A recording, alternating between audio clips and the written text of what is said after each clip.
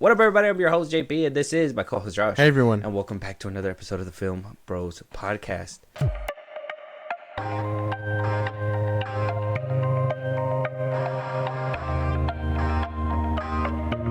All right, Josh. So, it's getting down to a wire, down to the wire. So, we are getting closer and closer to what I think is going to be the monumental milestone of the summer. Okay.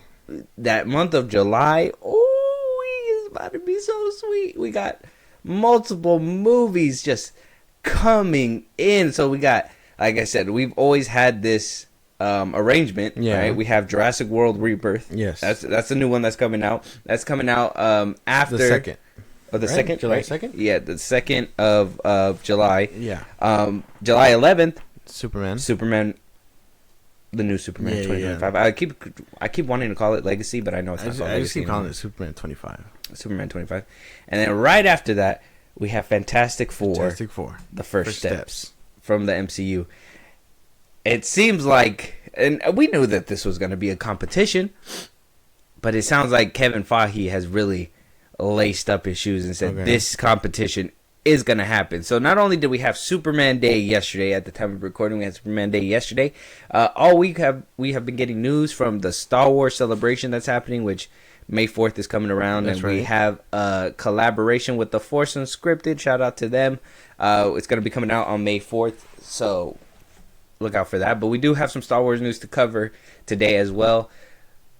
There's a few things that we have to cover. DC is one of them. Movies, obviously, is going to be another one. We got some Star Wars stuff, a little bit of Harry Potter things. We got so much stuff to talk about today. We got visual trailers to help us with most of this, so it's good. First things first, though, I wanted to start with the Real Rejects. Shout out to them again. We've been reacting to them at least a couple of times already. We keep getting their videos. They keep popping up on my feed, and they keep saying random shit. Yeah, maybe it's clickbait or not. You know, I think at this point we're gonna have to call them out on the show and just be like, "Hey, man, you guys got to come on, and we need to have this conversation, this back and forth, because at this point, you guys are just saying some, in my opinion, you haven't seen this clip, but in my opinion, some a little ridiculous stuff, just a tad. So we'll jump into this first, and then we'll go ahead and jump into the trailers and the other news that we got to talk about. But yeah, Real Rejects. Let's see what you got to say today. Super positive equates to you being called a shill. I would say equal to or greater than that on the opposite spectrum is the side of the internet that shills towards people's rage, that feeds off of that. There's a word for that, but I can't say it on YouTube. Like, see you next Tuesday? Correct. Got it. Okay. To me, that's people profiting off hate are the British slang and Australian slang that YouTube doesn't love. And it is a highly profitable job that does, like you said, the happy chemicals that come from happiness aren't just reserved for happiness. Like dopamine is a spike in a positive chemical way, but there's also a series of chemicals that are reward based, and your reward chemicals get validated when other people are angry too. Yeah. And I think we don't talk about that enough on the internet of the joy of rage for some people. I think a lot of people succumb to it without realizing it. I think it's easy to succumb to it. I think it's an easy emotion, but it's also really easy to not realize how far it's taken over. Now, I bring this one up because, look, here's the thing. What they're basically, context to what they're talking about. They're talking about the Superman hate. Talking about the Superman dragging. If it's not that, there's MCU stuff out there that that people are excited about. They watch it and they're like, hey, go watch Moon Knight. It's the greatest MCU show I've ever seen in my life. And then, you go and watch it and you're just like, what the fuck is that? What do you mean? We didn't even see half of the fight, at all. Exactly. I think we have said, even a couple of people, I mean, I'll name them out. I don't even care. Soups. We got people like Blu-ray Angel that we say are shills. Yeah. Are they shills because they're overhyped and excited for it? No. They're shills because you could tell. One of the things that irritated me, I think, recently from Blu-ray Angel, and I just kind of feel like I refuse to want to put his voice on our episodes anymore, because he rubs me the wrong way, in a way where, like, if there's a wave writing, he wants to write it. right? That's to me is shilling for everything. He just hops on anything. Anything. Soups as well. Like he's one of those that if like you've seen him come out and be like, "Hey, thank you, the cast and crew, whatever." This movie sucked. Yeah. You've recently started seeing that now. Maybe he's like, hey man, I've built my platform. I don't have to shill for everything. I'm going to pick and choose when my money's going to be. So maybe he's course correcting. But we've seen some shills on this app. We've seen some shills out in real life. And I've seen it happen repeatedly where people like this come out and be like, oh, you guys are just being super mean. And then they get all psychological. Oh, the dopamine receptors are giving out as well when you're angry. It's like, that's not what we're here for, man. We're here to talk about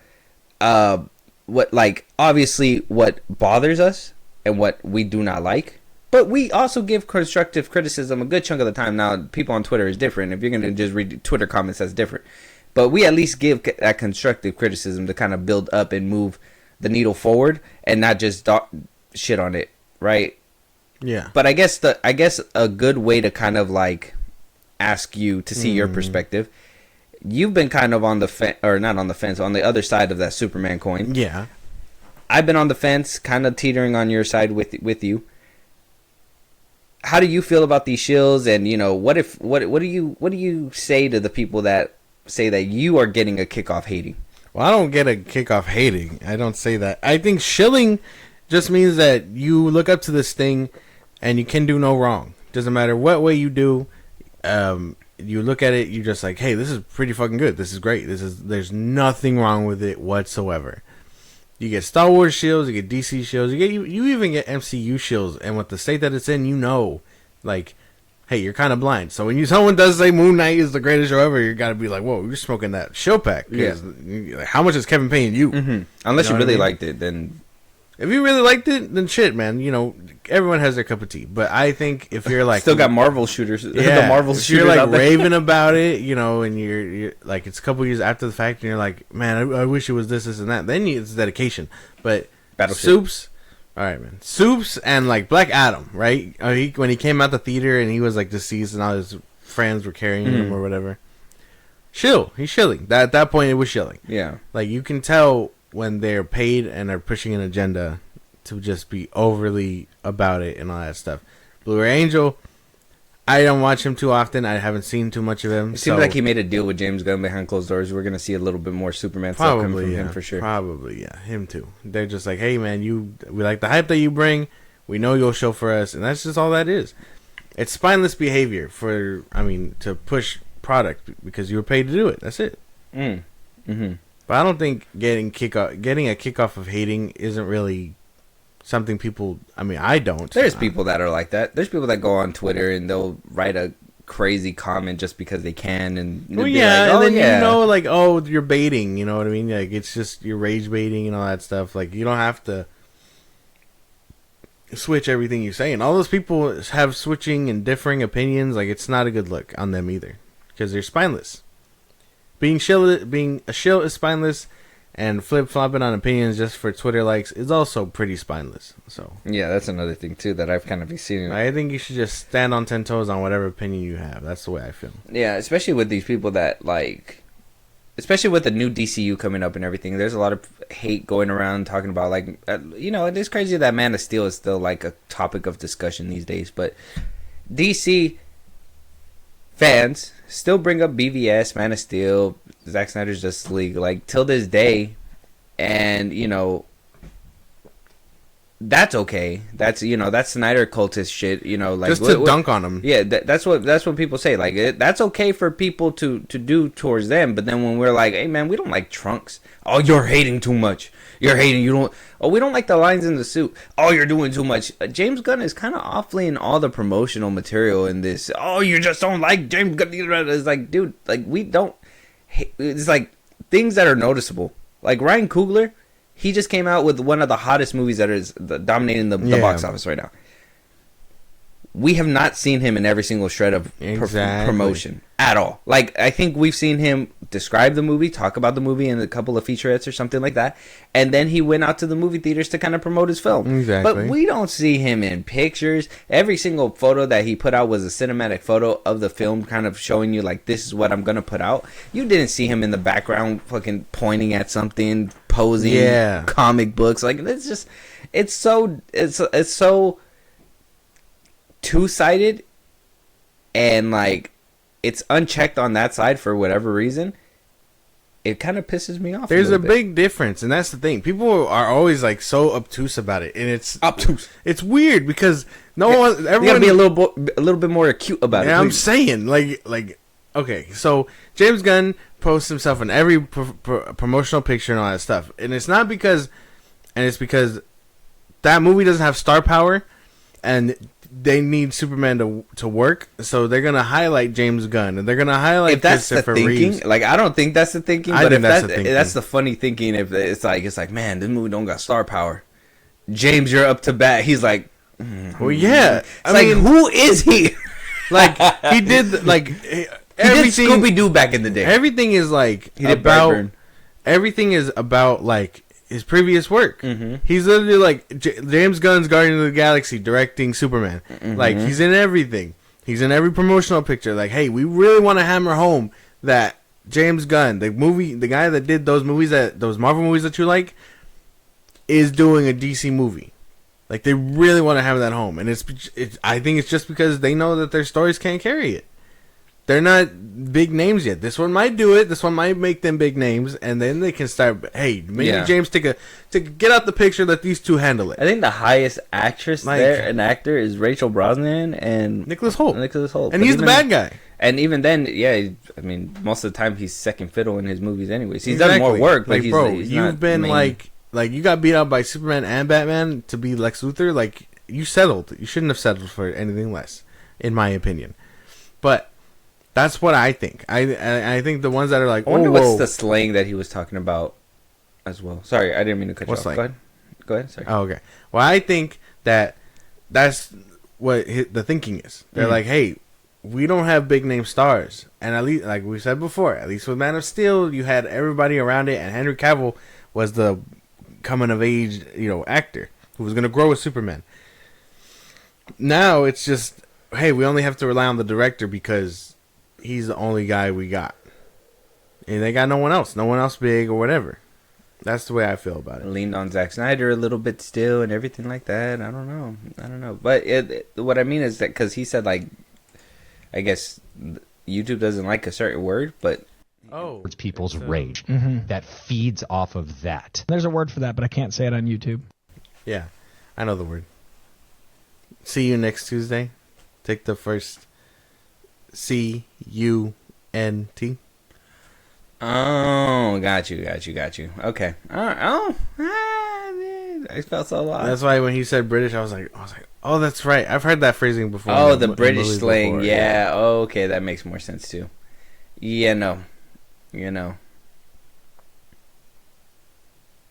I like that though. I do think it's funny that when you start talking about it and people are like, you start getting massive amounts of hate for the shit that you're saying, you just automatically go, well, it's okay that people, automatically go for hate. It's easy to succumb to and all that stuff. Like, bro, you're treating it like it's the dark side of the force or something. Like, what the fuck?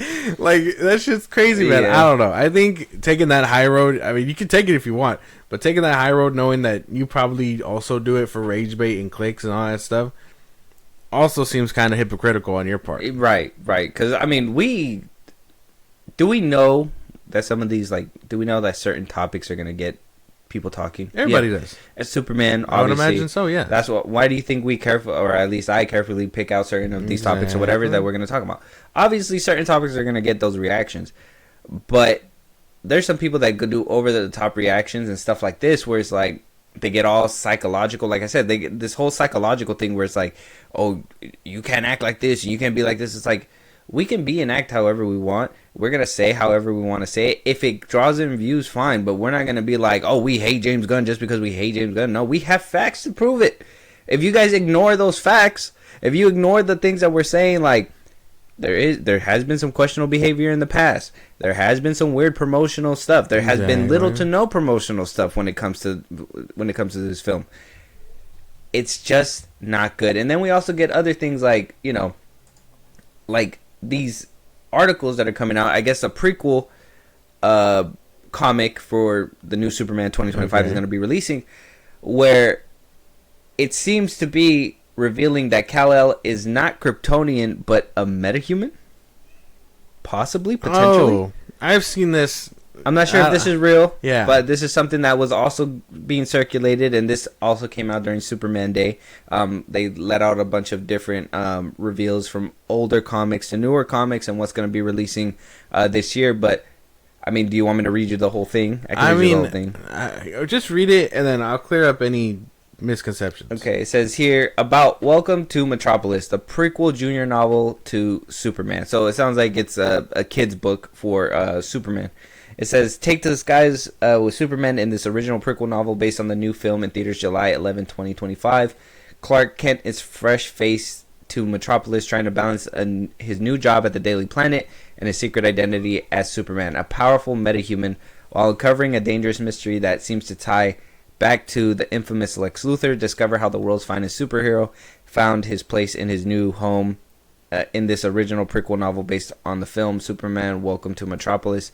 Features an 8-page full-color insert with character profiles. So it's going to be a children's book, but you know they did say metahuman, a powerful metahuman.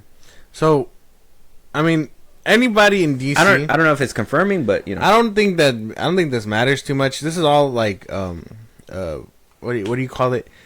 Technical. This is all technicality stuff. So in DC, when you have any superpower and you're slightly above average, you're a metahuman. So it doesn't really matter where you fall in line. You're classified as that by the government. Superman is a Kryptonian. That's what he is. You can't. But he still falls under metahuman. Exactly. Yeah. Okay. It's a whole generalization of superpowered beings, but then you start breaking it down. And you're like, well, he's a Kryptonian alien, and then the Flash is. So what you're saying is humanity racist. I mean, kind of. He's lumping everybody all together. They refuse to see him as a Kryptonian, and they just like, you metahuman like the rest of them. Yeah. You got superpowers. It's kind of. I mean, it's kind of similar to what happened in BVS, or is it BVS or Suicide Squad, when they're like, oh, you've heard of the metahuman like theory? Yeah, the thesis. And Wonder Woman is an Amazonian, but classified also metahuman. As a metahuman. It's all like under one scope. Yeah. Okay, so. Not a big deal to rage over. Not too much. This could potentially be one of those clickbait things that he was talking about in that other clip. Yeah, if it's a big like change up like that, sure. But I mean, it's also a kid's book, and I mean, unless your kid actively knows DC knowledge like that, Dad, Superman's a metahuman, not a Kryptonian. No, I'd be like, hey man, yeah, sure. As a father, you gotta burn the book. You have to correct that, man. You have to correct that. Put on Man of Steel or something. But yeah, so shout out to the Real Rejects again. Look, there's a little comment right here. It says, "Bro works for DC Studios. If you think he's not ordered to do damage control, you're dumb as fuck." I don't know how true that is. I don't know. Yep. Apparently, you got some allegations. Real Reject hosts. One of them, one sounds like, oh, dude, you can't really fall for the Twitter bait, and the other one sounds like, well, they're gonna do it anyway. That's this and that, and like trying to sound enlightened. And some of these people, like, not to sound like, I know it's gonna sound like I'm preaching it, but some of these people that have podcasts, that's all they think they do. They think they're deep and psychological and all that stuff, but half the time we're talking about comic books and all that stuff. So I don't know. You can get kind of deep, but at the same time, it's not that deep. You gotta know when to stop digging before you hit the pipe. Mentally, these shill for money, but it's also for the happiness. While the haters also shut up. They either are doing it for the money or they're not. And if they're not, then they're gonna possibly say the truth. If they want to rage bait, they're gonna lie and rage bait, and then the truth will come out later on. It doesn't even matter. It doesn't get as deep as people make it. I think it only gets deep when these. I don't want to label the Real Rejects gunners or anything like that, but it seems to me that we get to the psychological phase and blah, blah, blah, blah, blah, when the people that are defending those actions are indefensible, and then they just start going, well, there's something wrong with those people. Exactly. It's like, what? We just told you that there's possibly something wrong with James Gunn for putting himself in every single piece of promotional material so far, and we're the problem? And like, rather than being like, oh, you know, I could totally see that, you'd rather take a moral high ground, quote unquote moral high ground, and be like, something wrong with y'all. Like, what do you mean, bro? Like, that's the thing. I think trying to take that whole psychological route when talking about comic books and all that stuff, it doesn't make you superior. It kind of makes you just look like a dickhead, I think. Am I being too harsh? I don't know. I mean, no, but I mean, yes, but I feel like it's true because it does. It makes you feel like you're obnoxious. It's kind of like you're moving the goalpost now. Exactly. Now it's like, okay, so it's not just superpowers and comic books and boom bang pow. Now it's the chemistry in my brain, how certain things are just manipulated. I don't know. Hey man, do the mental gymnastics you need to do in order to try to defend and cope and do all these things. But to me, it doesn't sound like Superman's off to a good start. Every single thing that comes out, it's being ripped to shreds. People either love it or hate it or pick something apart. I know that I've been able to do that. Real Rejects, we'll probably keep talking about y'all if you guys keep doing this kind of stuff. But, you know, hey, we'll give you guys a formal invitation to the show if you want to. We could probably have a conversation. So, or unless you're too high and mighty, we'll see. We'll just keep throwing rocks at your hill. Yeah, we'll just see you next Tuesday. Exactly. With that being said, though, let us know what you guys think. Is the Superman hate warranted? Is all the hate on the internet just rage bait? Is your brain chemically unbalanced to think certain things? If I don't know, let us know what you guys think. Though, moving on, we do have the showdown that I was telling you about. We got kind of like fair game here. It seems like it's a fair fight. Everybody's putting up their 1s and 2s, okay? Superman for Superman Day dropped the BTS, okay? BTS look.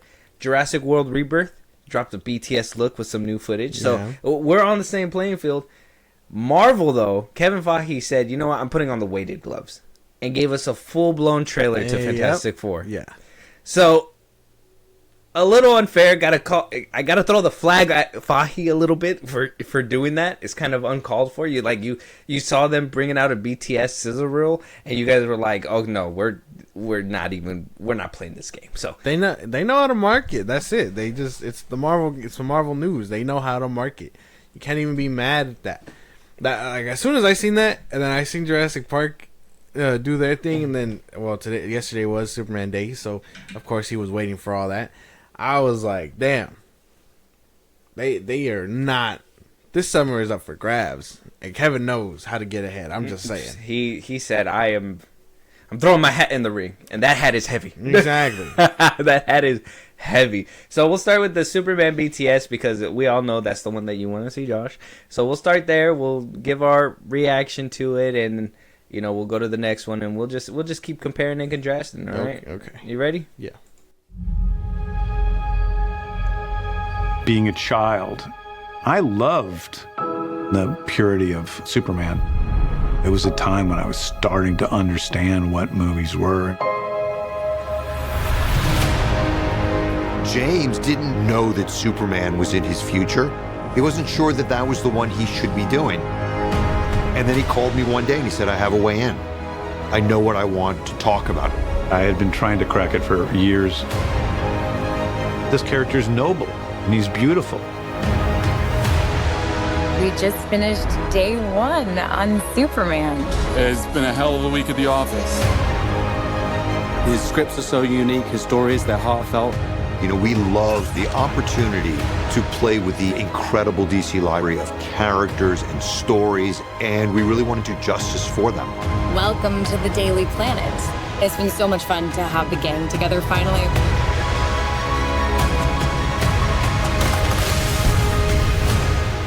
I wear my trunks on the outside of my pants. Like, it's liberating. James and his stories, he does it with heart.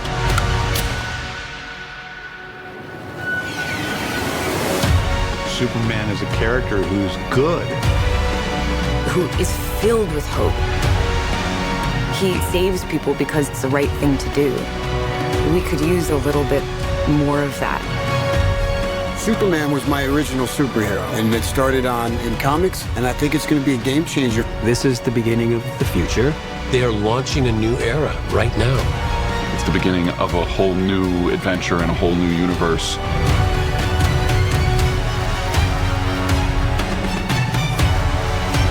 We're just getting started, and we're already deep in the DC universe.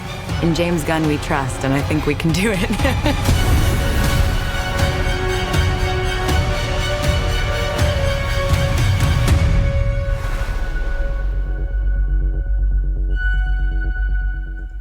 Why does that look better than the trailer? Or the teaser? I was gonna say that. I was gonna say the cinematographer needs to be hired for the film.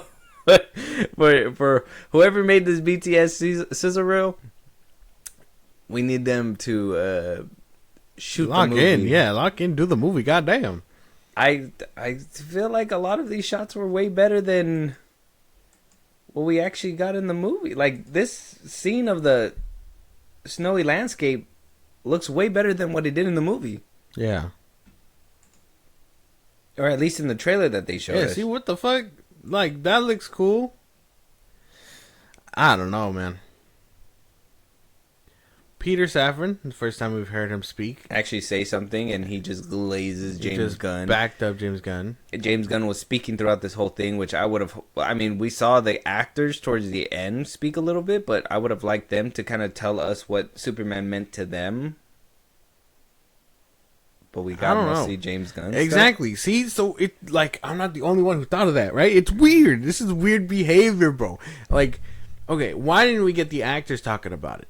At least, you know, and at least something playful from Nicholas Hoult being like, "Oh well, I tried to be Superman, but now I get to just beat him up now." Something like that, you know, something playful.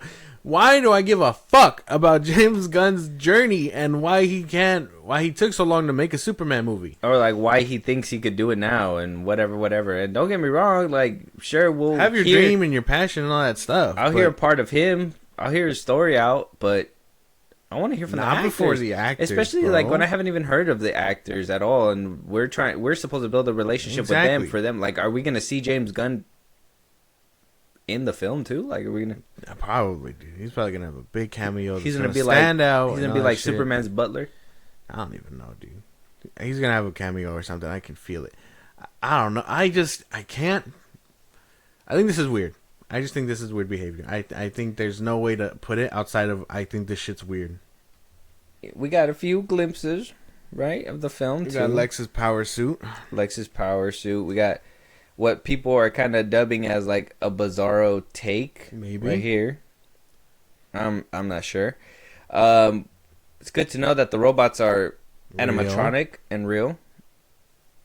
That's fun. Practical stuff is something that I always like preach. The Fortress of Solitude is kind of real as well. We saw our first glimpse at Hawk Girl, Metamorpho. Can't complain about that stuff. Looks not too bad. Comic accurate. Not too shabby. Yeah. Like I said, the whoever has the camera here, it just looks a lot better. Like everything just looks more epic, more cinematic in a way. Hawk Girl jumping with somebody outside of a window. The trunks are there. Yeah. Full it's setup. Liberating, he says. Yeah. Fucking nerd. I don't know.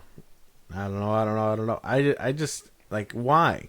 They are pushing him so hard, and he's not even in the movie. He's behind the camera. Front and center at every single picture, too, huh? Like, I don't know. He made himself go to the very front for this one, I don't know why it bothers me. Like, it's weird. It just bothers me because I know it's weird. Like, why not show... It's weird because if you're trying to show the movie... Like, right here, it should have just showed the armor. Right here should have been Mr. Terrific in his plane. I know, we only seen him once throughout this whole thing, too. Like, why wouldn't Mr. Terrific show you his plane? Like, oh, yeah, this is what we're gonna see in the movie or something. No, Nathan Fillion glazes James Gunn. Glazing James Gunn. Everyone is talking about James Gunn. Why? Is David Cornswell not able to do this? Why'd you guys hire him? Like, why wouldn't we talk about, oh, Superman brings hope, and I think Cornswell can embody that and bring that to screen. why is it that it's James Gunn's responsibility to do all that stuff? Which, I mean, he's a part of that process, but the people that we're supposed to be relating to are the actors. The actors on the screen. I don't know. This is weird, and the fact that it's motherfuckers like the real rejects who want to think that want to say weird for making it weird. Like, no, this is weird promo. This is weird behavior. Like, this is all.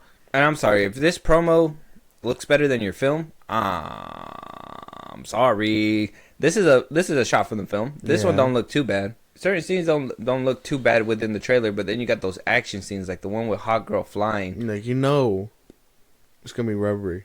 I don't know, man. I don't know. This one, weird. This one was a.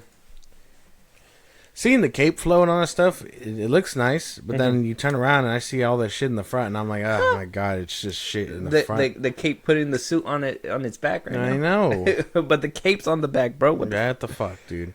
This is just weird. Hate to see it. This is just weird. This is weird to me.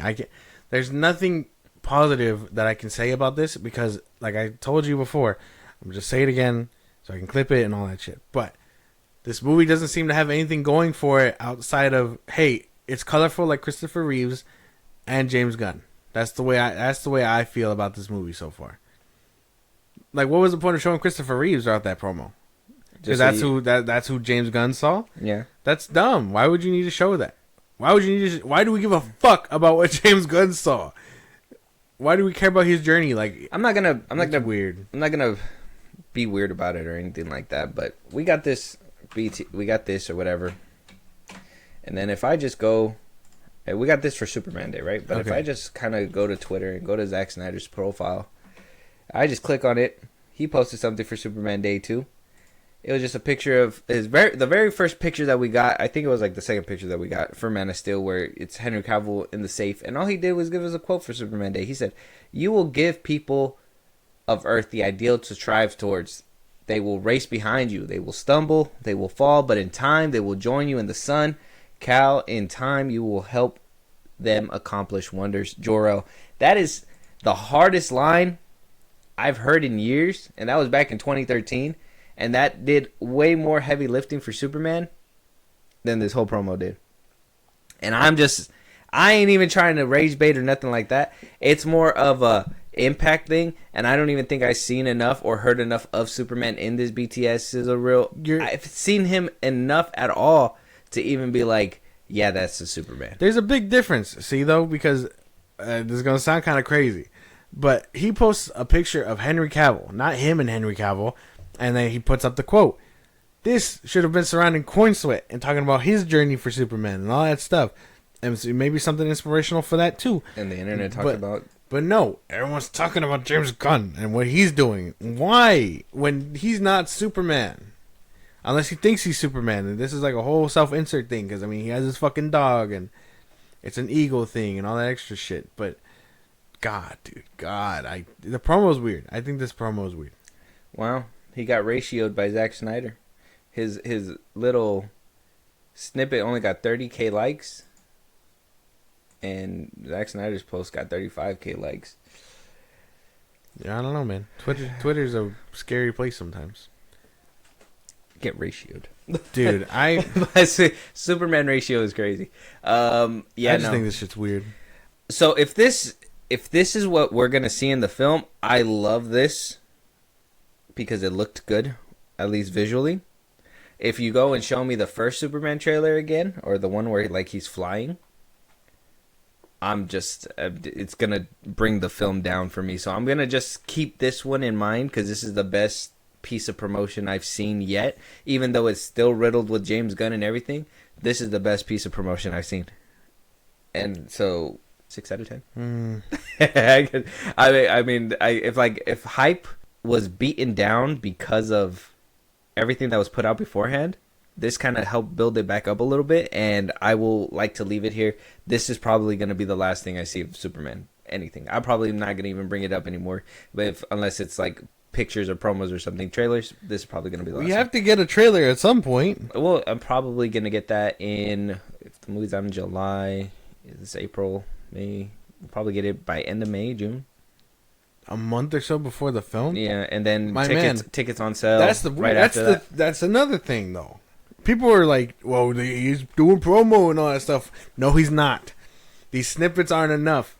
These little behind the scenes hyping up James Gunn and not the movie is weird. And I'm just saying, pictures, don't get me wrong. I know that we're getting like little BTS pictures from him or whatever, but every single BTS photo where he's in it, still kind of weird. Still kind of weird. Exactly. Every BTS photo where he's in it, they want him front and center because they're relying on him so heavily, and it's insane, in my opinion. But anyway, I think... Oh, at least the cat gets photos on his own. Superman. Fantastic Four, getting a trailer. Even every Sunday when they do that whole, like, oh, we're here every Sunday for dinner and all that stuff, like, that is great promotion. That is just staying on bar, doing what you gotta do, reminding people, hey, we are getting this fucking thing. And then you get pictures like this. I didn't even see this picture. This is like they're in a Friends sitcom. And everybody should be there except for him. Like, shouldn't Jimmy Olsen be right there? Like, shouldn't that be Jimmy Olsen's spot? Probably, yeah. Didn't we advocate for that, man? Didn't we advocate for it? Like, this makes sense. This is a red carpet thing. This makes sense. Yes, okay, well, in every photo, that's... Okay, yeah, sure. That's fine. You know, that makes sense. I don't know, man. I just can't. I think everything about this promotion is weird. That's it. There's not much else to it, you know? So we'll continue to get shit like this instead of a real trailer, and people will eat it up. This trailer, you didn't really... It didn't raise... Didn't do anything for you? I'm still at like a 4. I think this is weird. Give me a full fucking trailer. Give me a 2-minute trailer. Just let me try to soak it in. Don't give me no flying bullshit. Don't give me no BTS. I don't want to hear nothing about your story. I care about Superman. I don't care about James Gunn. You're asking me to care about James Gunn's Superman. I need to just hear Superman. Okay. All right. Well, check out the BTS is real. It's out there on YouTube right now. Let us know what you guys think. We'll make a determination right now. Okay. All right. We got Jurassic World Rebirth. Like I said, this is also a BTS one, but we got a few scenes that are new in here as well. So. All right. For anyone who loves the original Jurassic films, this is the movie for you. Oh my God. Steven gave me a call and said, hey, you want to do another one of those? It's called Rebirth. It harkens back to the first film. It's a survival story.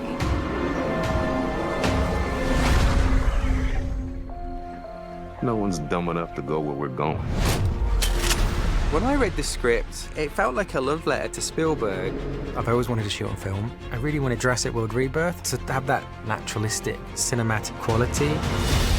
The original Jurassic asked that brilliant question of just because we can, should we? What the hell are those? It's an epic action-adventure story, and there's some new types of dinosaurs being introduced. It will have a lot of humor and it'll be fun, but it also has a lot of very scary, very intense moments. The sequence with the raft was in the first novel, Jurassic Park. One of the first things Steven and I said was, we got to get that raft sequence in someplace. We've really gone back to basics to imagine yourself in this circumstance on this Jurassic Island. It has adventure, it has friendship and loyalty and the portrayal of those things. It has an almost impossible task that you just root for everyone to complete. Duncan! Come on! The movie at its core is thrilling. I know that it will bring back the wonder of seeing Jurassic for the first time.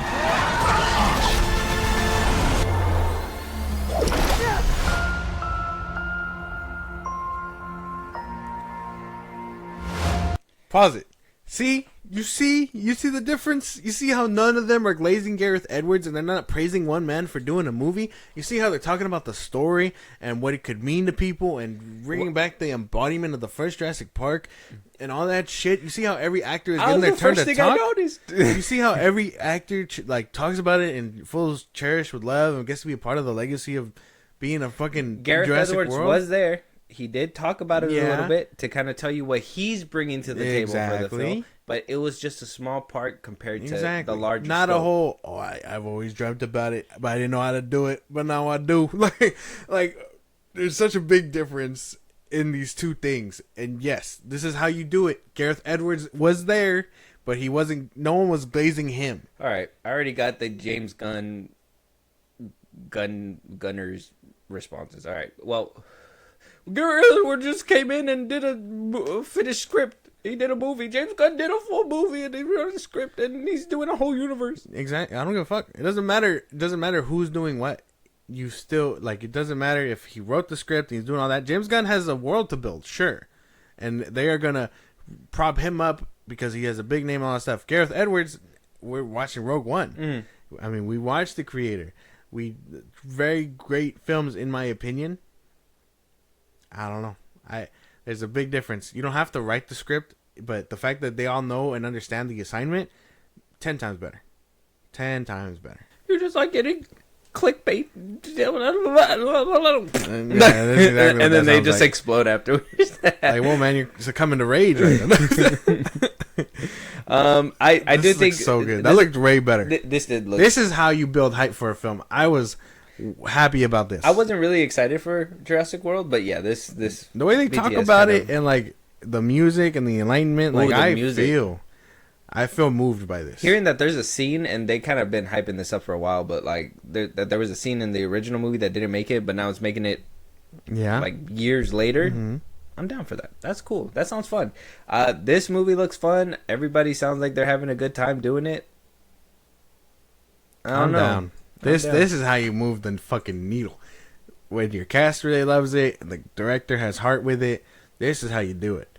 I'm at like an 8 hype level. Yeah, this feels like a love project where Superman feels like a project that is aiming to appease people. Yeah. Where this one is aiming to be a film, right? Be its own film. I think that another shout out to Sinners. We're gonna go watch that in 70 millimeter. Fuck is you talking about? But like that's another movie that's doing amazing wonders because of the fact that an artist put his artistic vision into it and made something amazing. Yeah. Right.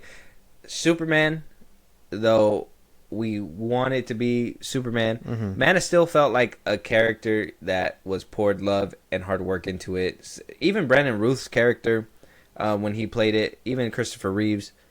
That's why when people are like, oh, we want Christopher Reeves back, it's like that took a group to build him up. It wasn't just him himself. Yeah. Everybody played a part, from the director to the writers to everybody that made who he was. Same thing with David Cornsweet. You need everybody to be a part of it. Yes, not just one man tugging the whole boat. That's not the way that it happens. Kevin Feige can do it. Yeah. But he's had 20 plus years already. Yeah. I think the best way to put it is that this one doesn't feel like it has an agenda. And no, I don't mean like woke agenda or politics and all that stuff. I'm talking about like film and heart and art into it. Everyone in Jurassic World involved in it feels like they love it and know what's going on. Superman, we know, has a lot of things on it, and James Gunn they are really just hammering it in that he's part of this fucking movie, and there's an agenda to it. It feels where this movie needs to succeed, and they want to build a universe off this. Otherwise, they're all fucked. Like there's an agenda being pushed with. Oh, okay. DC. Like there's a lot of expectation that's coming with this film. Yeah, where Jurassic World just feels like another Jurassic World movie, but there's a lot of love behind it. Well, if we're done with Jurassic World Rebirth, looks great. It's gonna be. It looks like it's gonna be fire. We'll figure out whether or not it's gonna make the cut in July or not. But like I said, the weighted gloves are in. Kevin Feige has brought out the Fantastic Four trailer. Okay. This is. I think this one would be more comparable to the Superman trailer. Or like I said, this is more of a trailer. The BTS scissor reel is different than this, but they both have the same stakes. The MCU has not been so hot. Okay, I know some people are like, "Oh, it's not dead. It's not dead." It's like it's been struggling. It's been struggling for a while. Though it's had its little comebacks here and there, but let's think about it. Even the little comebacks that it had, like Deadpool and Wolverine, nobody's talking about it today. No Way Home, nobody's talking about it today. Like it's all nostalgia stuff that's been happening with the MCU, in my opinion. Yeah. That it hasn't, no films have been sticking for multiple years, besides for the moment that they're released, and then we're on to the next project. Yeah. What does Scorsese call them? Just like events. Yeah, what do you called them? Conveyor belt movies. So it's like they're, that's how they kind of felt at one point. That they're here, then they're gone. We talk about it, then they're gone. That's it. Nobody brings them back. There's probably once in a while where somebody on Twitter is like, the Marvels. Revisionism, all that shit like that. You guys slept on this movie, Secret Invasion. You guys slept on this show. No, we didn't. We watched it. We were rightfully asleep. It doesn't even matter. I chose to sleep during this, actually. So we'll check out this trailer. Like I said, this is a full-blown trailer. I'm so excited. It's not a BTS thing, but it's a full-blown trailer. It sounds like it's going to do amazing. Okay. The First Family, Fantastic Four. Okay. Let's get into it. Wow, folks, we all know the story. 4 brave astronauts head off into space and come back forever changed. This car? Our city, our planet, owe a debt to these intrepid souls. And while we can never repay them, we can certainly celebrate them. Thank you, Fantastic Four. Thank you. Thank you, Fantastic Four. Please welcome the Fantastic Four.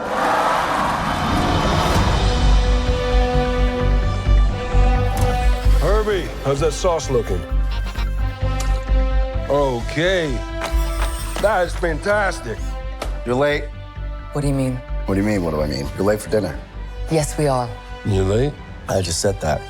Are you pregnant? What? You're gonna be the best mom in the world. And you are gonna be the best dad. Just kidding. You are out of your depth. We are gonna be the best uncles ever. We can do this. Nothing's going to change.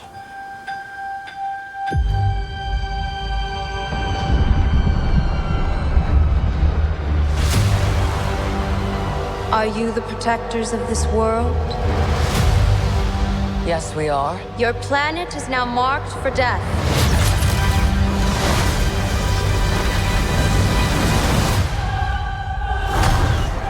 It's my fault. I stretched the bounds of space. And they hurt.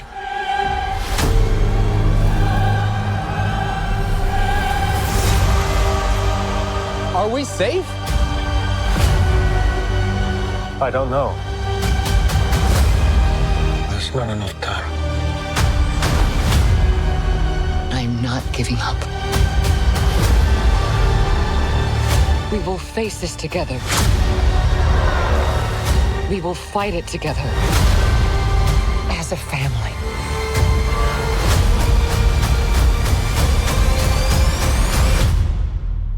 Has to be us.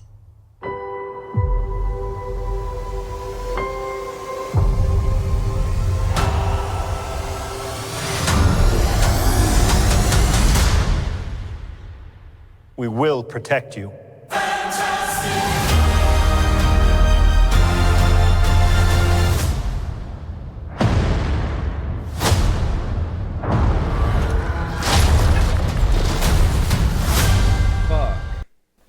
That Damn. looks good. Yo, that movie. Okay, it had a little bit in the beginning, kind of, it wasn't looking too good. I hate this.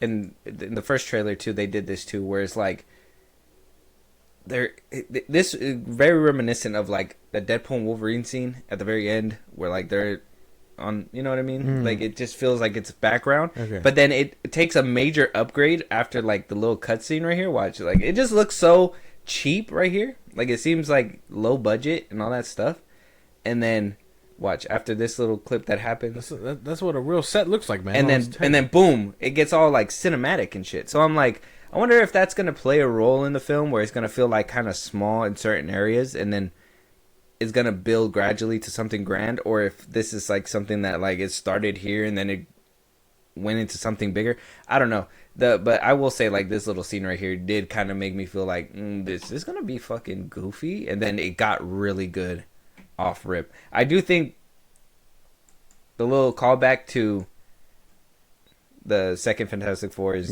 great. I think this is nice. Are we gonna get a rehashing? Are we gonna get the little split changing of the powers again? I don't think we're gonna get any of that. No, I do think I think they're gonna just try and stay away from that. Obviously, there's not many stories to tell, and I mean, maybe I'm wrong, but that planet that looked like it was getting destroyed kind of looked like the Earth too. So Maybe they're gonna find a way off planet to enter our universe. I don't know. Like they're gonna lose this fight. Yeah, maybe. I don't know. It seems like it. It seems like they're kind of setting up for failure. Like they're reassuring everybody, but it seems like Reed knows like we can't do it, kind of thing. Especially if it's only them. I know I've been seeing her everywhere, right? The Silver Surfer. Wasn't and this one she's Julia, something right? like that. Yeah. She looks good. I don't even think she looks bad. I think the people that were talking shit are just setting their expectations crazy. CGI wise, I mean, it don't look too. Yeah, it don't look too crazy. I think it looks pretty. I think it looks that looks pretty good. Yeah, going through the helicopter and everything. Johnny, I like every shot of Johnny. I'm just like, I need to see more. Just because he's my favorite like Fantastic Four member. Oh. I'm just like, man, like he looks so fucking cool. I thought we were on the Quinn train. Well, yeah, we are. We're on the Quinn train. We are on the Quinn train. That's the reason why. Like it took me a while, but seeing him. You like seeing Cousin too? Yeah, I like hearing him too. So I think these two are gonna might have better chemistry than maybe what's his name, Chris Evans, and the first dude that played him. Mm-hmm. Better chemistry, obviously better chemistry than who I don't even know who played him in Fantastic, Michael B. Jordan and the other guy. So I don't know. I think they're gonna be great. I think this movie's gonna be great. We did. I kind of wanted to answer this too, because we did put this on the Twitter as well. The color scheme in their suits are different. We have the gloves for Reed; they're white. We have the shoulder and the gloves for Sue. For the Thing, his shoulders go down to his forearms, but then they stop. And then we have Joseph Quinn's Johnny Storm. His whole sleeves go like basically white. all the way to the wrist, and yeah. I wonder if that's a thing. I know a lot of people are like, the blue is throwing me off for Mr. Fantastic, but I'm like, maybe that's the thing. You know, he's the leader, so he needs to look that way, stand out or something. Yeah, and everybody I thought else, so too. That's what I was second trying in command, third in command. And that's what I was trying to get at. I was like, when I put this up on Twitter, I was like, well, what could it mean, like narratively? Mm-hmm. So I would imagine 1, 2, because Sue has it up to her shoulders or whatever. The Thing has it up to his forearms. And then, Johnny has it all the way up to his sleeves. Mm-hmm. So I don't know what this could mean entirely. Maybe it's just an aesthetic choice. Either way, I think it looks pretty solid. I don't think Reed's suit bothers me. No, not with all the blue. No, I like everything here. Some people are saying like maybe he should have it white up top too. Oh, like by the neck? Mm-hmm. Probably. I could probably see that, but I don't know. It would match with Sue. Yeah, but I don't know. There has to be like if there's not a reason for it and this is purely aesthetic, I'm okay with that too. It got to be the reason, like leader, all that stuff, and then eventually, well, That he's looks gonna, fucking cool. yeah, you could tell he's gonna lose his top eventually. That's usually what happens. They were like, "Hey, we can't have him fully naked. This isn't Fantastic. Let's give him full clothes, and then eventually he'll just lose the shirt." What do you think? This is owned by Fox? This is Disney, guys. It does look good. It looks like. Here's my thing about it. It looks like a real film. It looks like a movie. In Matt Shackman, we trust. Fuck you. Well, yeah, but like, still, like this movie feels and looks like an actual movie. Maybe that's gonna play into what you were saying. Like maybe they are gonna lose and jump into the MCU, and so maybe he had a lot more full range to be able to do stuff. And if that's the case, Fahi, you dropped the ball and you finally found it, because this is what we should have been getting for multiversal movies.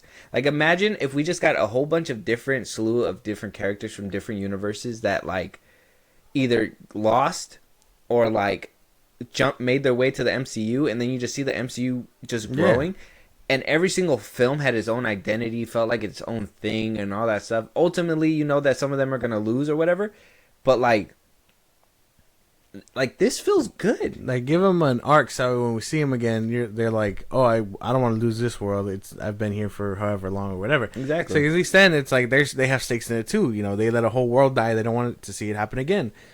But you're just too smart. Too smart for Kevin, I think.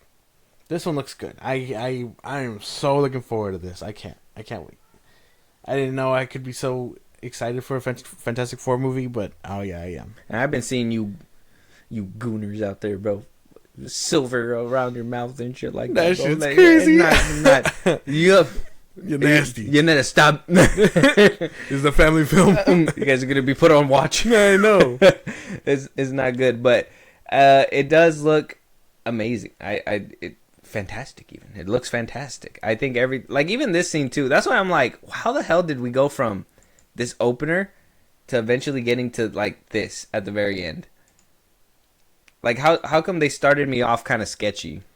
Well, that's just what Matt Shackman is good at, that whole like time era thing. So you can't even be like too crazy about it. Well, no. Well, that's what I'm saying is that like this felt cheap though. Like all this just felt weirdly cheap. Like it off rip. Watching this in the beginning just made me feel like this movie wasn't gonna be good. And then, like I said, it just takes a leap. It just takes a bound, like dip difference. Like I don't understand what happened there. Like you don't feel what I'm feeling. No. You don't see like how like it went from this to this. Like one day you're just lifting up cars. Next thing you gotta throw one at the Silver Surfer. Exactly. Like how do you? Like, I think that's gonna be a part of the journey. Maybe like they're wonders of the world. They went up to space and they came back with started superpowers. off small, maybe. Well, yeah, that's why they came back with superpowers. No one expected it, so they're like they're just wonders of the world. Like how did that happen or whatever?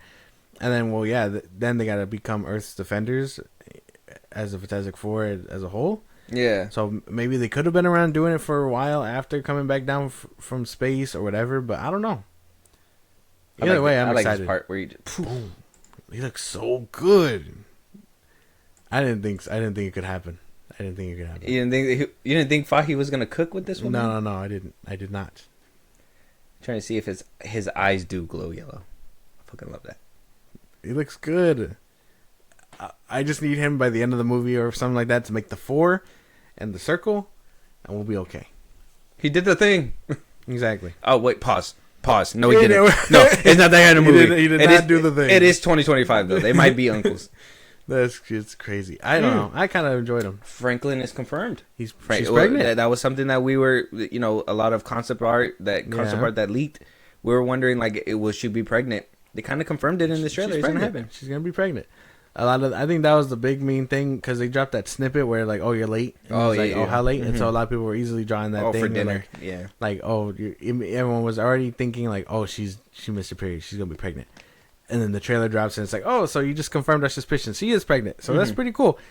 I wonder if like maybe he's gonna develop his powers early. Probably not. And inside, they're gonna find a way to multiversal travel with him. I don't know. Maybe. I don't know. Looks good though. So here we are, Josh. Right before we get into the other topics right now. Which one has your ticket first? Fan Four Stick. Oh, I'm sorry. Fan Four Stick. First Steps. Oh, I mean, First Steps comes out later in the month. Yeah, but it would have my ticket if it was first. Yeah, 2 tickets. You could get 2 tickets. Jurassic Park and Fantastic Four. Yeah. That's it.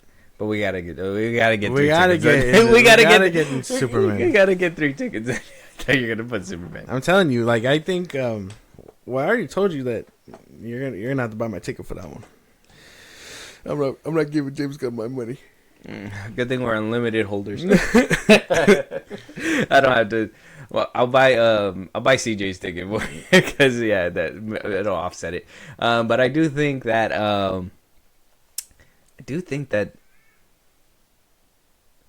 like out of the 3, bro, weakest link. Come on, Superman is the weakest link. But it only sucks that a BTS reel is the thing that's kind of holding it up for me right now.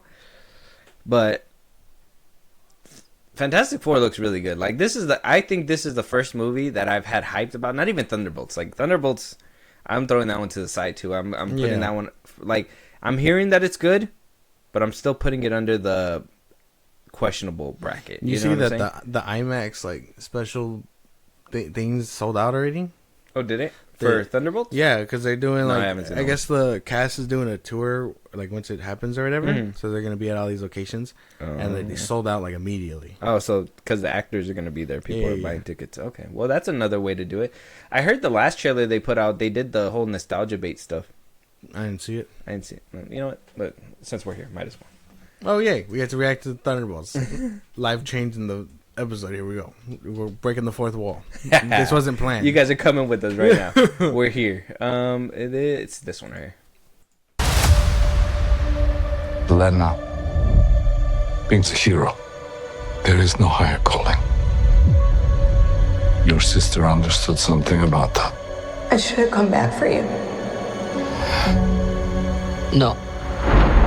That's just a fairy tale.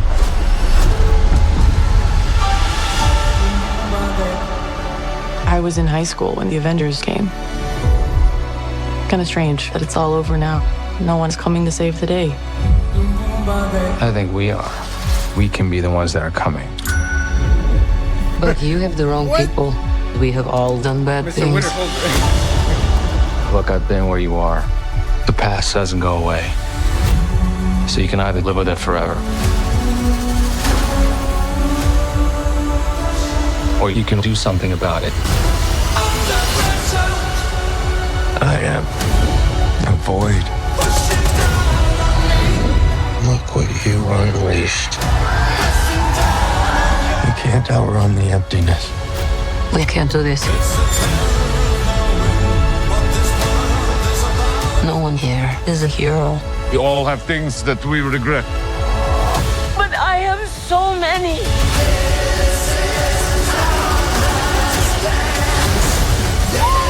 Lena, when I look at you, I don't see your mistakes.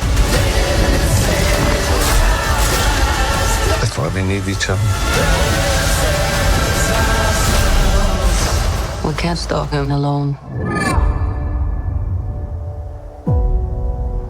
No one can. But we can find a way. Together. Marvel Studios Thunderbolts. Under pressure. Under pressure. Someone is dying. Crazy music choice. Somebody's gonna die? Probably. There was 5 instead of 6 right there. Oh yeah. No, not them. I mean, well, yeah, that. But the asterisk. Before there were 6. Now there's 5. Oh, at the end? Yeah. Someone's dying, bro. It's not, obviously not Yelena or any. Of the Ghost. Yeah, I gotta be Ghost. I seen a BTS thing where Yelena did that actual jump off the tower. Yeah, that's pretty cool. That shit was real. I'm down. This looks good. I mean, it looks decent. It still looks like this one looks like if you want to talk about one having identity and one not having identity, this film doesn't have any identity whatsoever. I don't believe it. This movie, like, it feels bland, basic. It feels like it was put together because they wanted to, and that's about it. It doesn't feel like like how Fantastic Four did. I don't know. I still like this one. This one looks, I mean, it looks functional. It looks like it'll make it through. I'm hoping it's a little bit better. Is it weird that they put Chris Evans in this trailer? Yeah. Scarlett Johansson? Just a little bit. Well, but, yeah. They're trying to get butts in seats. And, yeah. I mean, if nostalgia baiting is the way to go, Marvel, I feel like they're just doing it way too much. And then you have Fantastic Four, where it seems like they're going a completely different direction, but that's like... That's because it's not tied to everything. They have no quarrel with the MCU cast. So, I don't know. Maybe you're right, but I don't know. I'm still excited for this. I'm gonna be... This one feels like a conveyor belt movie, and then the other one feels like special project on the side. Yeah, like there's heart in this motherfucker. Like, yeah, exactly. It's beating. Like this one feels like a factory cake, and the other one felt like Shackman did the icing on his own, made the batter from scratch, did everything, beat that shit. Crazy. That's just crazy. I don't know. I'm still down. I'm still down for that. May 2nd? That one's coming out pretty soon. Yeah, we're going to see that. All right, we'll watch this one for sure. Check out the trailers though. Fantastic Four and the Thunderbolts trailer. Thunderbolts looks and then Fantastic Four looks good for me. But Josh says that they both look good. So yeah, check out the trailers. Let us know what you guys think. Moving on though, Josh, HBO has revealed multiple castings. Some of them people are like, wow, the casting director is right, spot on. And then a casting was announced and people are like, wait a minute. But wait a minute, something doesn't look right. So I'm gonna read off these characters. Okay. and I'm gonna see your reaction in real time. All right. Here we go. So we got a few castings done, right? So we got John Lithgow. He will be playing Dumbledore. Okay. That's our first one right here. Janet McTeer. She will be playing Miss Minerva McGonagall. So she's gonna be playing Miss McGonagall. Professor McGonagall. Yeah, and then we have Papa Esidou playing Severus Snape. Professor Severus Snape, and we got Nick Frost playing Hagrid. Sure. Luke Thalon as the Defense Against the Dark Arts, Professor Quirinius Quirrell. The first guy. Yeah. And then we have Paul Whitehouse, and he's playing Argus Filch. Which Filch is the keeper of the halls. Oh. The one with the cat. Oh, okay. Does anything look off to you? I'm questioning one. I think everybody's questioning that one. Why choose him for Snape? I thought Snape was meant to be like from what I've heard from the books. What I heard from the books is that he's meant to be kind of ugly and all that stuff, but they already casted kind of an attractive person. The dude that did before, what's his name? I can't remember his name. R.I.P. to him. Yeah, but the first Snape, like weirdly enough, like he looked ugly, but in like a weird way, kind of like Adam Driver. No, like I would say like he looked pretty good for the role, but he's meant to be like, kind of ugly and all that. Mm-hmm. So I don't know if this was the right move. Alan Rickman. R.I.P. Rest in peace. I don't know if this is the move. I think it's a little weird that they chose to choose him. Everyone else, I guess, man. If I had to pick a follow-up Harry Potter cast to the best movies around, this would probably it. It looks pretty spot on. These are like B-listers. I can't lie to you. No. Look, Lithgow is pretty known. So is Nick Frost. The rest of them, yeah, not too much. I heard she does some. I don't know if she's in the Marvelous Mrs. Maisel. I don't know. Oh, with what's his name? With Brosnan. Mm-hmm. But yeah. Man, I don't know. This whole casting. The Severus Snape thing got me kind of. I mean, I've been a little confused. I've been hearing some of the complaints on it. I can't really think of anything else besides like,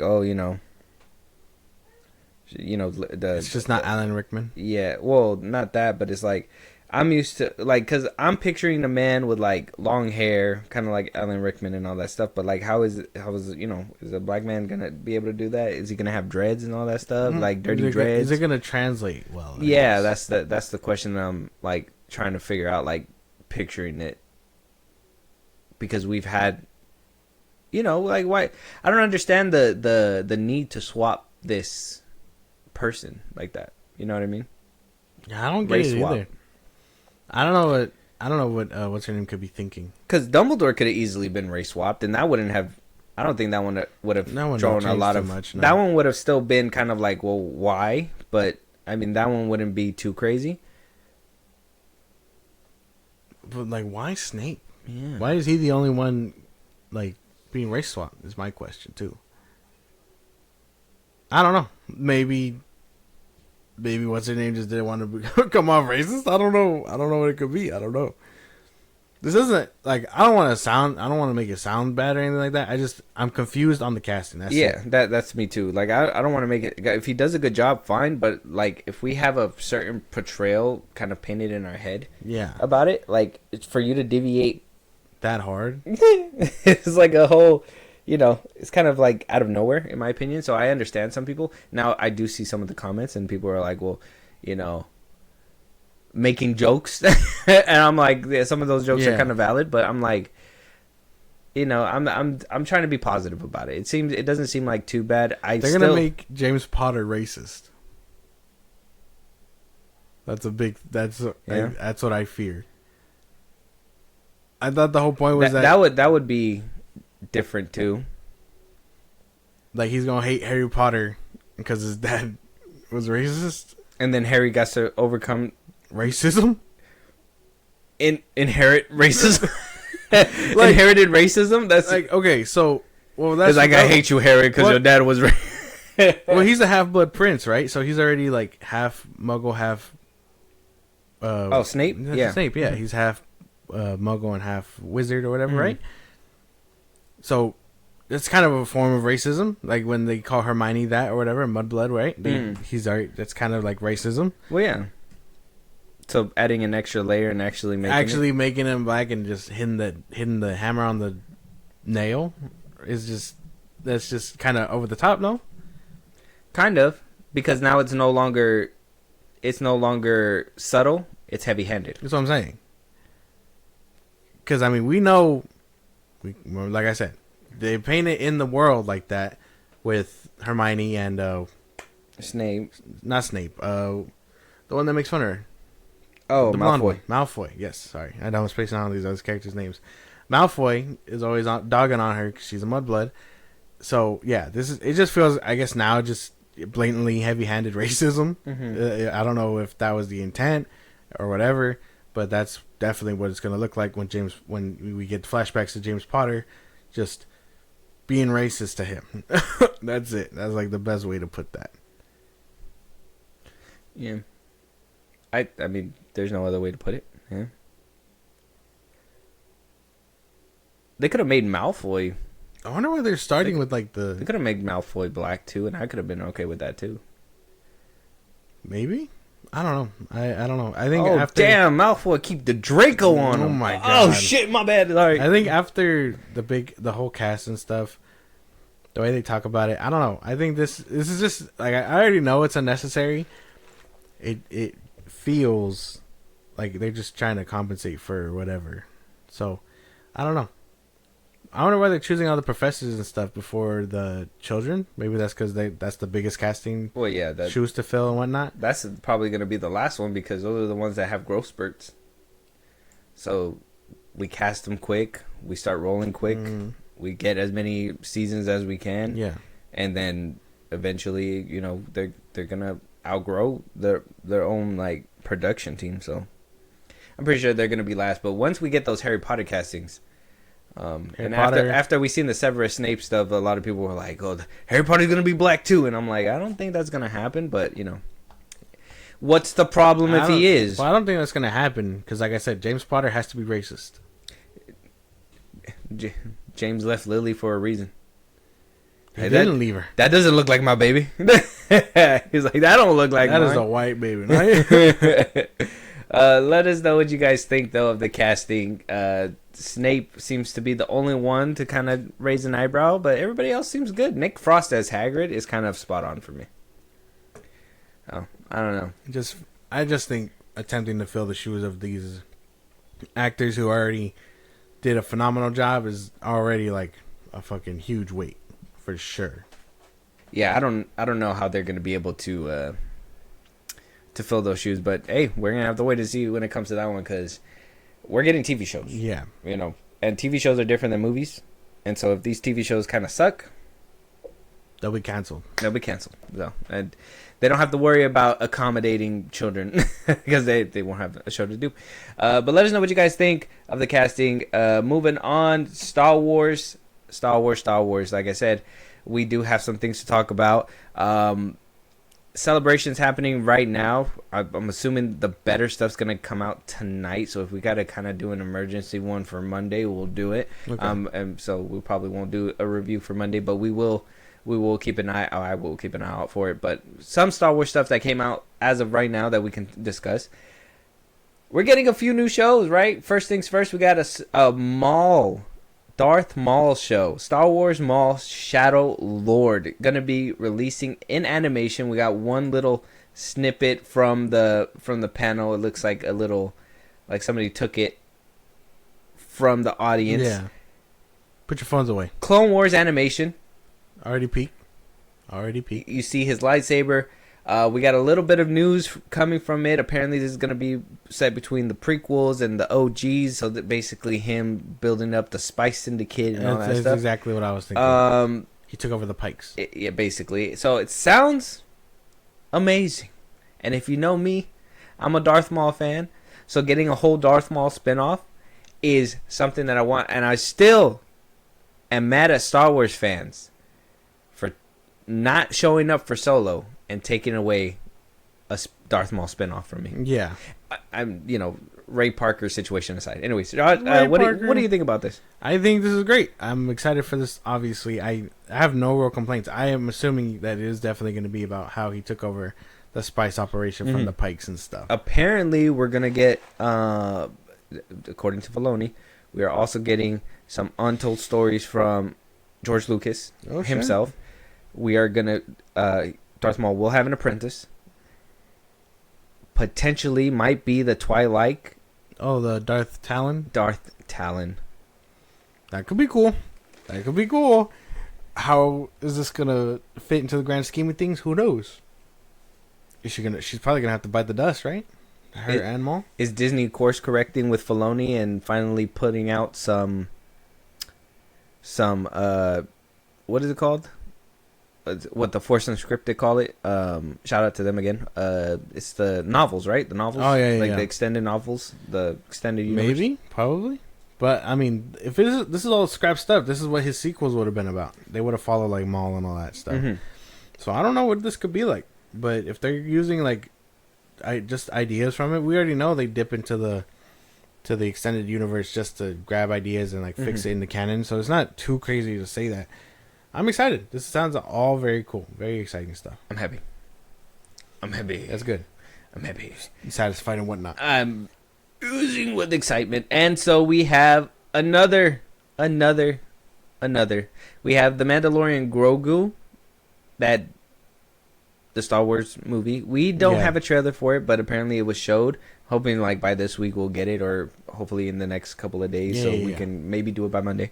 But sounds good. It looked good. I seen a little bit of somebody recording it off their phone, and it looks decent off the phone. So I'm hoping for an official HD trailer, and we can probably move on from there. But did you see it? Did you see it circling? No. I just know that they did show them something. I haven't seen it. It was like a full blown trailer. Oh damn! It looked pretty decent. Yeah, I'll just wait for it. I saw pictures. I think I saw him talking and walking with Zeb. Zeb was there. Chopper got a gun.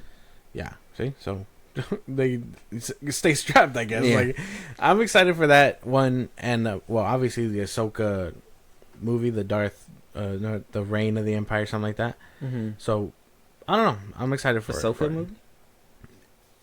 Throne of the Empire.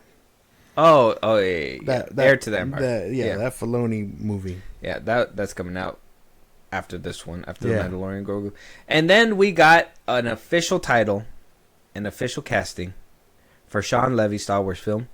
We got Ryan Gosling front and center, not Glenn Powell. Mm-hmm. I don't know how we feel about that. And the movie will be called Star Wars Starfighter, releasing May 28th, 2027, so in about a couple of years. Yeah. I'm already down for it. I think, like I told you, I can't see him as like a Jedi or anything like that. So a pilot or like a scoundrel type, like Han Solo type, I could see. Is this... I'm about to throw out a movie reference to you. You're probably not even going to catch it, but is this Patty Jenkins' Starfighter movie Rectified? Mm-hmm. Rectified? Yeah. You're not even going to get it. It's okay. You're not even going to get it. It's a deep one. You ain't going to get it. Yeah, it's a deep one. Yeah, it's kind of deep in there. You're not going to get it. It's like a penny in the couch cushions. You're not going to get it with your two fingers. You're funny. Rectified. Yeah, no, I don't. Yeah. Uncultured. I thought so too. I mean, that's exactly what I thought when I heard this too. I was like, this kind of sounds like they took Patty Jenkins' Rogue Squadron or whatever. Oh, Rogue Squadron. And just fixed it for this. I mean, that could still happen, I guess. But yeah, it sounds like we're getting something similar. So. Patty's like, I'm still working on that movie. They're like, no. No, you're not. We gave it away already. Kathleen in the cut, like, stay away. No, Ryan Gosling. It's not yours. I don't know. This sounds cool though. I'm excited. You're not excited for a Star Wars movie? I'm not excited for a Sean Levy movie, man. That's my thing. I'm not a Sean Levy fan. He does decent work, but I mean, there's not one movie from Sean Levy that makes me like, besides maybe The Night at the Museum, where I would like actively go back and rewatch it again. Maybe the trilogy, maybe. definitely the first one. But I mean, Deadpool and Wolverine. I mean, it's good. It had heart. I'm not really going back to it that much. I mean, that what's that other one? Free Guy. It was good. Yeah. It had heart. I'm not really going back to that one that much. The one that he made for Netflix with Ryan Reynolds. Yeah. It was good. It had heart. I'm not really gonna go back on it. So like Sean Levy is one of those that like he can make easy movies for me that like you can, if you put it on, you could watch it and easily enjoy it, but you don't really have the need or the want to go back and rewatch those films over and over again. And I think him joining the Star Wars universe is like the safest bet. They saw what he did with Marvel and what he can basically do, and they just were like, let's make a safe movie that we know is going to draw in audiences. And probably it kind of pisses me off. Yeah, you might be right about that. But still, Star Wars, I'm down for anything Star Wars. So we'll keep it pushing. Is the way I feel. Yeah, but I mean, that's enough, man. That's enough. Okay, keeping it moving. All right, I love Star Wars. But yeah, so we are getting that at least from them, Ryan Gosling and Sean Levy, and that's basically all we have so far. So I mean, a couple other things dropped, nothing major. I mean, Ahsoka season 2. We got a new character for Baylan Skoll, which I'll probably compile all that later on. Christensen's coming back for season 2 of Ahsoka. Yeah, we got a stupid ass. Dave Filoni's writing all 8 episodes. Fuck. All right, man. Big fuck. No. Holy fuck. It's gonna be good. We're gonna see the Mortis guys. Yeah, and we're gonna see where they came from. May the force be with you. Why are you saying that right now? Like, it's just out of nowhere. I don't know. Like I said, I think he could write good for animation. Live action, he's still kind of struggling. I'm hoping he's gotten better at the past few years that we've been, kind of been covering him and covering all this stuff. But holy damn. Him writing all 8 episodes? Holy damn. It's gonna be cool. I mean, could be. It is.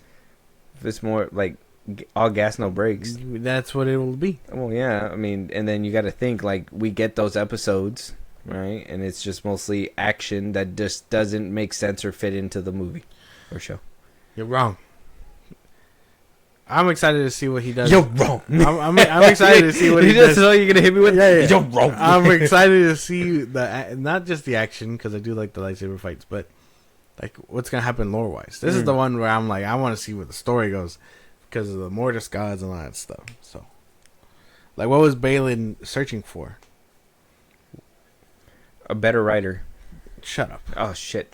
He was searching for somebody who. That's enough. Okay. That's enough out of you. That's enough. Pipe down over there. I'm hoping it gets better though, because the first season didn't really attract me. We got a turn-based Star Wars game. I mean, I know no one really cares about that. Yeah, I'm not playing a mobile game. I seen that. I'm not really gonna play a mobile game. And then a lot of Andor stuff. Andor season 2 comes out on Tuesday or something. I'm hoping more stuff comes out today and tomorrow, and then hopefully by this week, because Andor should be coming out this week, right? Yeah. Andor's going to be releasing on the 22nd, 23rd? 22nd. 22nd, so we're going to be getting around to that, but let us know what you guys think. Like I said, more Star Wars stuff should be coming out soon. When that happens and we have more detail, we'll talk about it in a different episode. All right.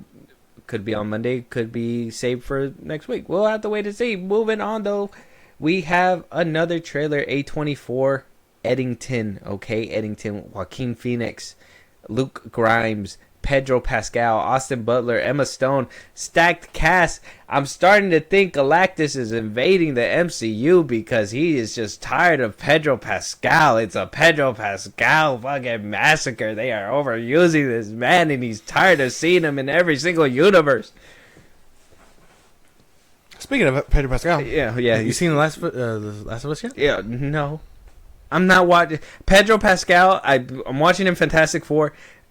That's it for the year. I'm not seeing him no more. I'm tired of this, man. I want to see this trailer to see if it's good. Yeah. But yeah. He's a good actor, man. He is high demand. Sure. High demand. Too high. He's good. He's good. Overexposure is a thing, you know. No, but he's good. Overexposure is a bad thing for The Rock. but he's good. Pedro Pascal's What good. about Let's James get into Gunn? it. Nah, let's get into it. Okay. What about James Gunn? No, we fuck. Of course, they keep looking at that lab in Wuhan, China. If you look at that lab in Wuhan when that was established, it was 1956. Of course, that was the year Tom Hanks was born, the first celebrity with the virus, Mr. Sleepless in If Seattle. you value your life, you should think twice. Because the people of Eddington like guns. Your pain is not a coincidence. You are not a coincidence. We are not a coincidence. And I am speaking now to deny my husband's announcement yesterday, which was false. Eddington, New Mexico, despite its meager population, is quickly being co-opted in online circles. I'm ready to continue leading our town and fighting the pandemic and the racial and economic.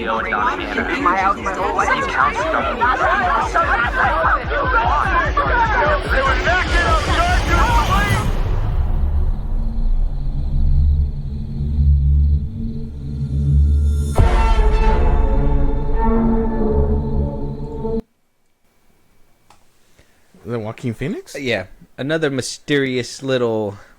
824. What are you doing? Your little mystery. Son of a. Can't say that word on the air. But what are you doing? Why are you making these cryptic ass messages and phones and movies and shit? Why can't you just make a movie and tell us what it's about? They're like, wait for the second trailer because we will put one out. We're not James Gunn over here. Peter Safran. Sometimes they don't though, and they just give you that, and they're like, just wait, and then you find out it's out, and you're like, holy shit, what the fuck? I'm supposed to go see this. I'm down, I guess. It wasn't much to go off of. I mean, the cast alone looks pretty cool. I mean, Ari it's a 2020 movie too, and it's so like just another COVID thing. Obviously, a lot. Yeah, that was another thing too. But I mean, I guess a big draw-in for this movie is the fact that the director of Hereditary and Midsommar is making it and all that stuff. So this is another one of his work. It's kind of like we do have a Jordan Peele trailer in the back end, but it's kind of like Jordan Peele's name. You know, you hear his name, you know the horror movie's probably gonna bang. So okay, Ari Aster. I mean, it's not too much to go off of, but it looks like it's gonna be another up that lane creepy. Yeah. If I don't see another decapitation, I don't know what we're doing here, 824. Yeah. But check out the trailer, Eddington. It's not too big, but if there's another one, we'll probably check that one out. Exactly, but it did what it needed to do to kind of build that anticipation. Sparked interest, yeah. Pedro Pascal, though. All right, man, let it go. You only see them once. Yeah, man. We're moving on, though. We got Tom Hiddleston in The Life of Chuck. Yes! I've been waiting for this one. I totally forgot the trailer dropped, but when we saw the teaser, I was like, I'm fucking with this movie. So let's go. We got the trailer. Let's get it. In this moment, I am wonderful.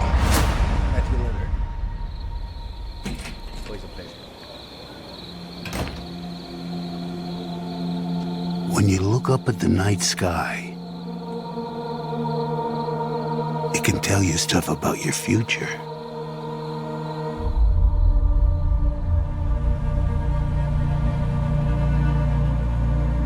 It won't lie to you. It's pure that way.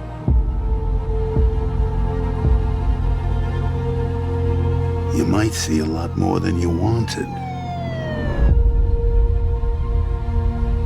But if you have heart, you have hope. And you have heart in you.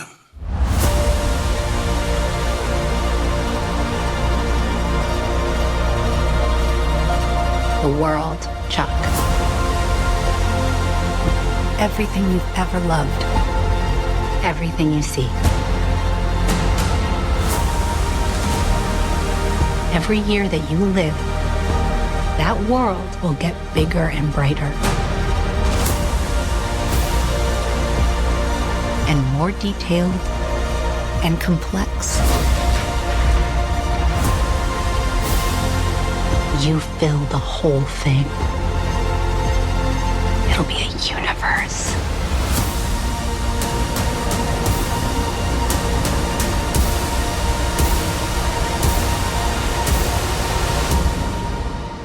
Isn't that wonderful?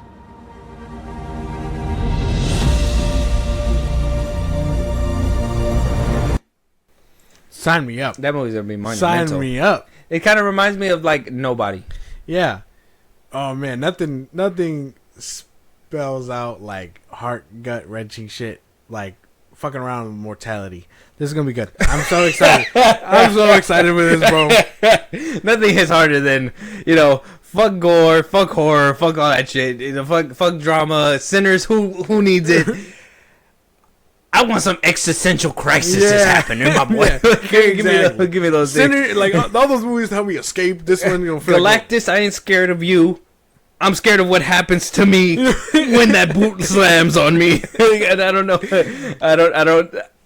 You have a point. Like, and I'm with it. Like those movies, like this movie is gonna probably enhance those things, though, right? Like, and just make you think about the moments that you share with people and all that stuff. So, like, we're gonna go see Sinners and all that stuff. It's gonna be fun, and then we're gonna see something like this and be like, damn, we should be cherishing moments like when we go see Sinners and all that. It's like watching. Sign me up. What's that movie that we just watched recently? Dude, that shit made me ball up like crazy. It was the one with Zac Efron and the Iron Claw. Oh, that shit was good. I know that one's not like existential or nothing like that, but that one's still like, well, it kind of goes into that little realm. But it's like when these movies hit home like this, and it seems like it's gonna hit home a lot. Same thing with that Nobody film and all that stuff with Jared Leto and all that. Like, if you guys want to see a good Jared Leto film, that's it. But like, I'm down for this one. I'm down 100%. Sign me up. Life of Chuck. Check out the trailer. Tom Hiddleston. Stacked cast. Mike Flanagan. Stephen King. A part of this. Mark Hamill is so old. Mark Hamill. He is. It's gonna be a sad day when we hear that. I know. Moving on though. Let us know what you guys think. Last trailer. Last topic. We have Him, coming from Jordan Peele. Him, starring Marlon Wayans. Okay, yeah, we got Marlon Wayans in this one. Not a comedy. Not a comedy. You know, Jordan Peele don't do comedy. We got Marlon Wayans, and then we also got, who else is gonna be the Wynn Rosenfield? No, that's not her names. Where are their names at? I know I just had you. Oh damn, the likes just went up. Y'all caught that live if you're watching on YouTube. What? You didn't see the likes and all that go up? Oh no, I didn't see it. No. Yeah, I seen that. Oh, Cameron Cade. Oh, okay. Cameron Cade. I don't know. I'm trying to see it, but I know Marlon Wayans is in here. Let's just get into it, dude. Marlon Wayans, Jordan Peele. This is his next film. Him. That's all this. We got Get Out, Us, Nope. Now Him. Now he's him. He's him. Let's get it.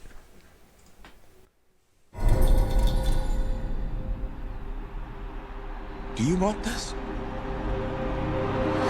I said, do you want this? If you want to transcend the game, you have to dig deep. Your mind and your body have to be in sync. Talent is how hard you're willing to work. No days off. No sleep. We grind.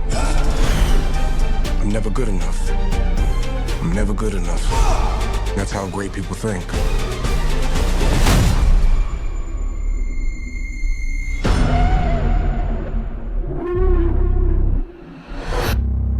So you're gonna have to ask yourself, what am I willing to sacrifice? This ain't a fucking game, man. This is everything.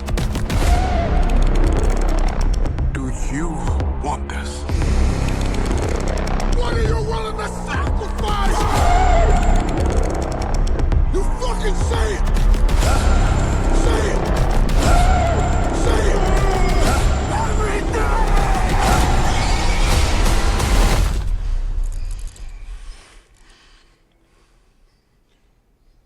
And show me.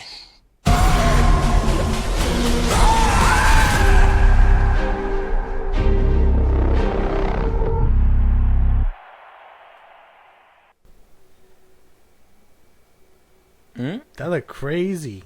That seems intense. Like a dark version of your Never Meet Your Idols type shit. Mm-hmm. Not bad. I'm down. I am down. September, right? Something like that? September 19th. September. I'm down. Sign me up expeditiously. Jordan Peele is producing it? Yeah, he is producing it, so he's not directing it. Justin Tipping is directing it. I thought this was in his next thing, but because everybody's announcing it as produced by Jordan Peele, so everybody's just. I thought this was his film. But they're using his name. Yeah, not the to director's boost that name. shit up. Yeah, not the director's name. Which you see how that is. That threw me out too. That was crazy. See how weird that is. That's not. It's not just a James Gunn thing. Well, that's what they did with the monkey too. I told you that was weird. It was weird, but it was still good. The movie. I didn't see it. Not the monkey with the hands. It was the fighter one. Oh, okay. You remember that one? Yeah, Monkey Man. Monkey Man. There you go. Oh, yeah. Matthew Patel. Mm-hmm. Matthew.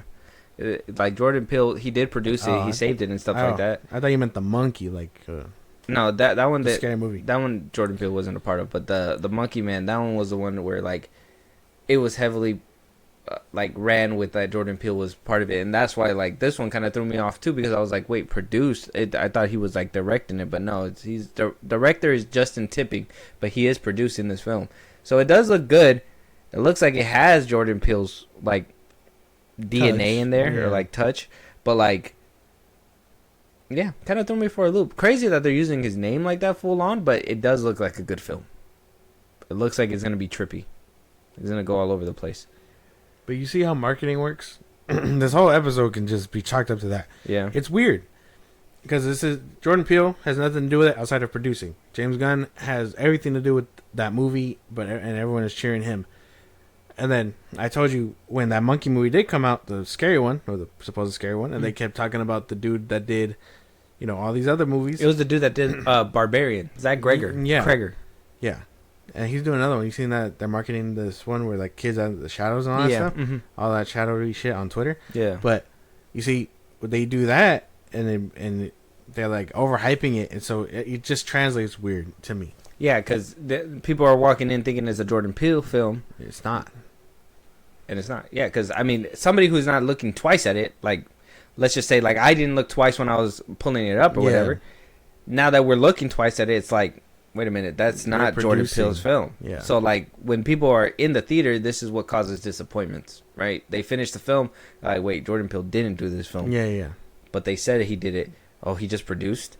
But this film wasn't, you know what I mean? A lot of people won't understand what producing is either. Expectations get kind of crushed. Yeah, because then you're like, what? He's doing another movie where he's actually behind the camera, and it's like, well, he fell off with him. And then you see how they're doing it with this one, and then you have like Gareth Edwards, who is hyping up his film without putting himself all through it. Yeah. You have James Gunn putting himself all through it. You have people saying that, over hate, under hate, psychological. Look, man. Everything, the proof is in the pudding, right? We see it as we go down these topics. You got misleading topics, misleading quotes that we have to literally, we talked about this multiple times, we have to literally read the whole article for people because they just pick out these little things that make people look bad, and it's not good. It's not a good look. When you get the full context, that's when we can go ahead and, start making those judgments. But I think it is a good PSA to put out there that marketing is a big deal. Make sure you guys are double checking everything. Don't just rage bait. Don't just clickbait. Don't just do all that stuff. Let's actually report real good, at least decently. At least if you make a mistake, honest mistake, not just for, not just to be like, oh, shill and rage bait and cultist and get engagement and blah blah blah. But we know people are gonna clout chase. People are gonna check out exactly like him. What would you do to be the best? Right? Yeah. That is what it is. Check out the trailer for him. It's out right now on YouTube. Looks good. The likes are still going up. It's at 38K now. But check out the trailer. Any topics that we should be talking about, any movies you want us to review, any TV shows we should be reviewing as well. You want to hear your voice on one of these episodes, Josh, let them know where they could do all that. Twitter, TikTok, Instagram, and Film Bros Podcast. We post no episodes are up. You can hit us up there for any news or movies you want us to cover. Buzzsprout link is the social I just gave you. It's like a Patreon. You subscribe, you have the show go. Greatly appreciate it. Listen to us anywhere you get your podcast at Film Bros Podcast. Be part of the conversation. Twitch at Film Bros Podcast. And when it's all said and done, subscribe to our YouTube at Film Bros Podcast. And with that being said, we'll talk to you guys on the next one. Talk to you guys later.